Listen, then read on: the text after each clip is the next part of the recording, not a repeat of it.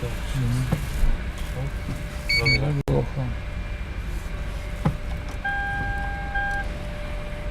не работает. Не работает. Теперь мы включили пароль, да, вводим?